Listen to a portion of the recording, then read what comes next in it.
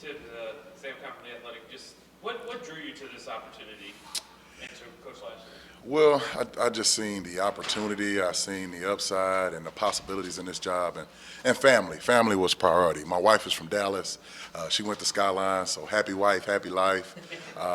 It was a great opportunity. You look up and see that SMU is winning, and I got a chance to sit down with Red and really believed in his vision for the program, and really it was the only place that I was at peace with. There were other opportunities, but this one was the only one I was at peace with.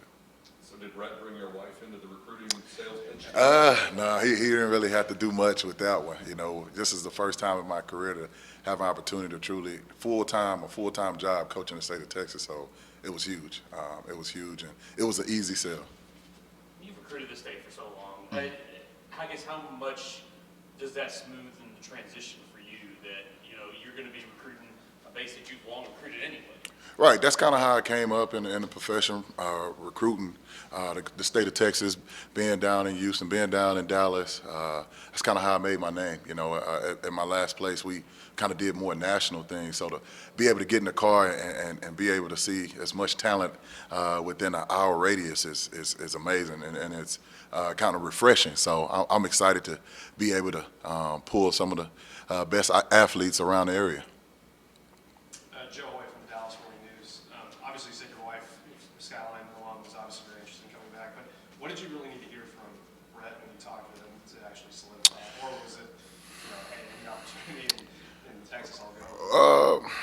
Just getting around him, getting a feel for him. I'm a very spiritual person, so just getting a chance to talk to him. I drove down and got a chance to just, really get that dashboard time that I needed, and.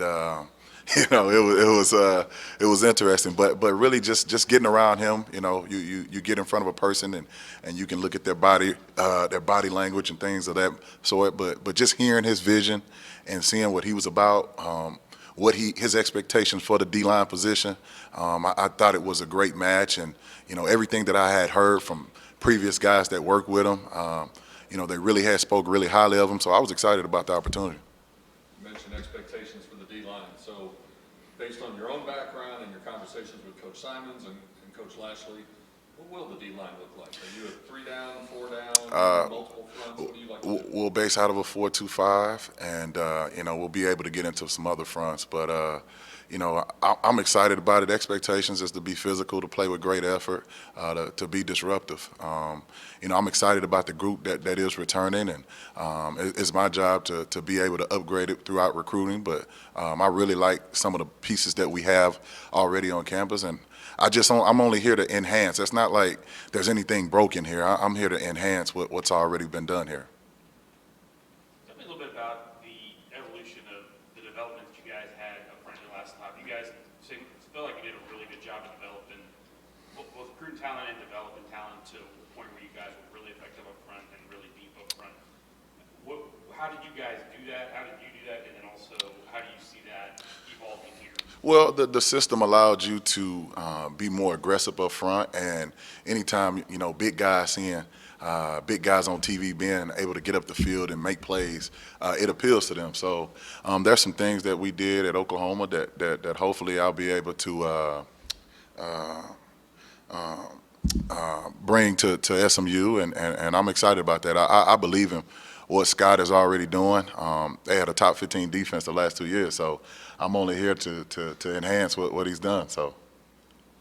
Yeah, I'm curious, kind of as we're heading into spring football, and this obviously you're learning a whole new roster. How do you go about, do you kind of go into it with fresh eyes? That's one thing Rob Lankins was saying is he doesn't like to watch film or talk to him. He wants to get his own opinions on the players at a new school. How do you go about it? I watched some tape. You do kind of want to see what the skill set is, but I told the guys, man, everything that's happened before me, good or bad, you can set it on fire. You got a fresh start. And for me, I just pulling each guy in the room and just talking to him and getting a feel for him and him getting a feel for me, letting him know what my priorities are and just kind of understanding what their priorities are. And just really, before you can coach anyone, you got to have a relationship. So just making sure they understand what I was about, and ultimately the coaching part to kind of take care of itself. I think anytime you're giving players information that allows them to be better, man, you got them just like that. So the number one priority for me was just relationships. You said you've watched some film of last year, so you have a little idea of what you're inheriting. Right. Anybody that you're about to start coaching remind you of yourself as a player?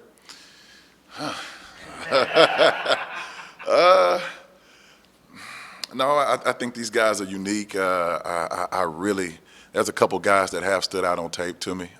Obviously, Elijah Chapman, DeVere Liverstein, Turner Cox, Gary Wiley. I mean, and I'm probably leaving out somebody, but those guys off the hoof, watching the tape, you see those guys finding the ball. And there's a lot of good things on tape that you can build off of. So my plan is only to enhance what they've done and to be able to continue to develop depth. All those guys kind of seemingly have different molds or different, traits and different sizes. I mean, is there something you think common between them, or is it just, they're just standing on film? They're driven. They're all driven.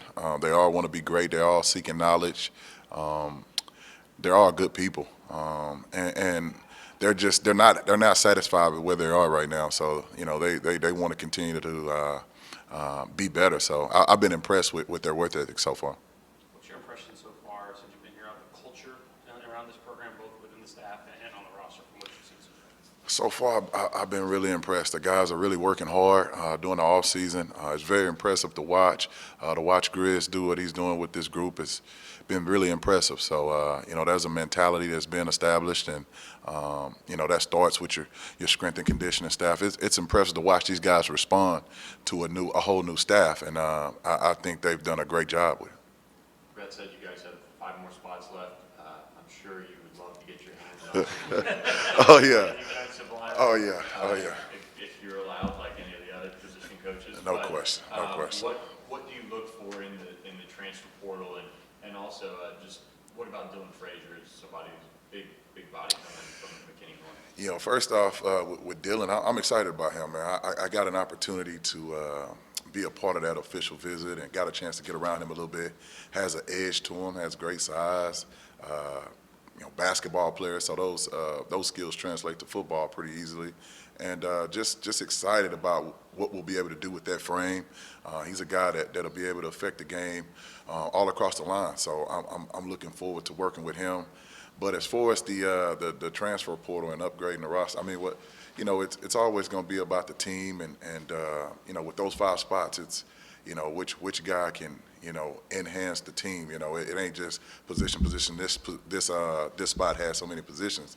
If I can find a D lineman that's clear cut, better than someone else, or the best option for us, then we'll move on it. But that's all that stuff's up to Rhett. But my job is to have a list of them waiting, and that's the plan. So how much do you and the other assistants lobby for?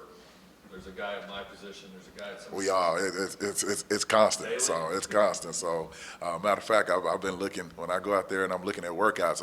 I'm looking at frames. I'm looking at some of them tight ends. I'm looking at some of them. I'm always recruiting. I'm in that mode. Like, man, you sure you happy? You sure they getting you the ball? I'm always looking. So it never stops.